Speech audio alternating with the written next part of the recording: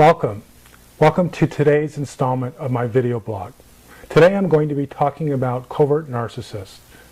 Of all the categories of narcissism, this is undoubtedly the most interesting one. These are the narcissists who are wolves hiding in sheep's clothing. Among all of the narcissistic categories, these are the most tricky and perhaps dangerous ones. They pretend to be lovers, givers. They pretend to be altruistic. They tend to be kind. These are the individuals that project a demeanor of patience and love. Often, they're psychotherapists, teachers, ministers, rabbis, politicians. They project to the outside world a loving, giving, kind, and patient demeanor. But really, in the inside, they're deeply selfish and narcissistic. They have all the qualities, all of the same qualities as the overt narcissist. They just know that if they should show them or they should display them, that would get in the way of achieving the power, recognition, and self-centered, selfishly driven success that they so deeply want for themselves. These covert narcissists are so able and adept at fooling us. The covert narcissist fools us because they know what we want and they're able to pretend to be that person. Because we believe in that projection, that exterior that they so perfectly show us.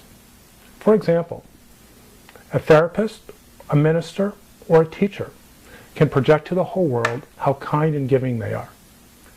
And they can be, and if they are good at it, if they are successful in this acting job, they will be able to get what they need: power, recognition, and money. They don't really care about helping people or making a difference, but they act that way, because when they act that way and they're good at it, that is when they are successfully able to get what they need most. And it could be a big paycheck, it could be recognition, success. But how do we know a covert narcissist from a garden variety narcissist or an overt narcissist? The only way really is to know that person from a personal angle, to be in a personal relationship, because the covert narcissist cannot hide from those who are personally involved with them. These are the people who can see their selfishness, their self-centeredness, their egotism, their grandiose and entitled facade. Let me share with you an example of a covert narcissist. About 2 years ago, I worked with a 17-year-old young man, and we'll call him Steve. Steve's father was a social worker at a high school. And at this high school, this social worker was known for his kindness, his patience, his giving nature. He was celebrated at the high school. He was just that beloved. But what was problematic to my client is that everyone would come up to him and constantly say to him how wonderful his dad is. But no one really knew the truth, because this person who was beloved among everyone at school was a raging alcoholic. He was verbally and physically abusive. He would come home, he would immediately drink to the point of intoxication, and he would belittle this young man's mother. And he would scream, yell, and sometimes hit my client and his siblings. To the outside world, this man was wonderful. But where he could hide, where no one could see him except his family, he was a very mean, self-centered narcissist. Covert narcissists are like this. Whether they are famous TV spokespeople, whether they're in the media, whether they're our teachers, our therapists, they seem so perfect on the outside. But if you tune into them and you watch, you can tell the difference.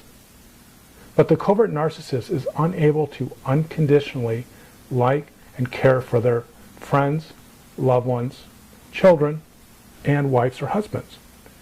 Everything has a cost. Everything has strings attached. The covert narcissist will be so loving and kind, especially in the public eye, but when there's nothing to lose and no one is watching, their narcissism comes out. It can be very, very upsetting if you're in a relationship with a covert narcissist, because everyone, much like my client, will tell you how wonderful your partner is, but you know the truth.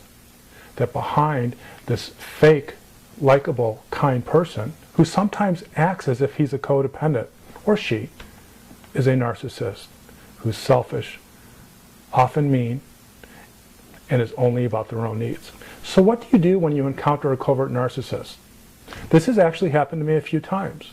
Because if you confront the covert narcissist about their narcissism, about their facade, about their duplicity, they will get really angry. I promise you that. I recommend that if you're in a relationship with a covert narcissist, it's best to just cut your losses and move on. If you out them, if you uncover their true narcissistic tendencies, you are likely to be at risk. Personally, emotionally, financially. These are narcissists. Remember, when you cross them and you take away their livelihood, when you expose them, they will do anything they can to keep where they are professionally, personally, and financially. Even if it's at the expense of a child and a spouse.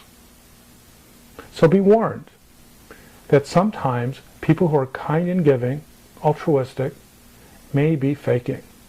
Probably the best way to determine if someone is a covert narcissist is to confront them, is to give them constructive feedback. Because narcissists typically will get very angry and defensive when you suggest that they're doing something wrong or they've done something hurtful. In fact, sometimes they fly off the handle and get enraged and aggressive. Some get passive-aggressive, tricky and sneaky. But if you are in a relationship with a covert narcissist who seems too good to be true, try this. Say, hey, I have to give you some feedback about something you're doing wrong, and I'm hoping that you can take care of that. And what will happen immediately is something will click in the covert narcissist. You'll see something in their eyes, in their facial expression, and you'll know you triggered what we call a narcissistic injury. The covert narcissist will get mad and angry. But because they're adept at hiding their true self, they will come up with a plan in how to hurt you, how to defend themselves, how to take away your credibility. Or they just might become offensive, aggressive, and try to control you by using manipulative strategies and psychological techniques to make you believe that you are wrong in your judgment and that you should apologize for your negative feedback. Again, I want to remind you, covert narcissists are that tricky. Well, I hope this video blog was helpful, and I look forward to many other video blogs in the future. Stay tuned, and I'll talk to you soon. Bye-bye.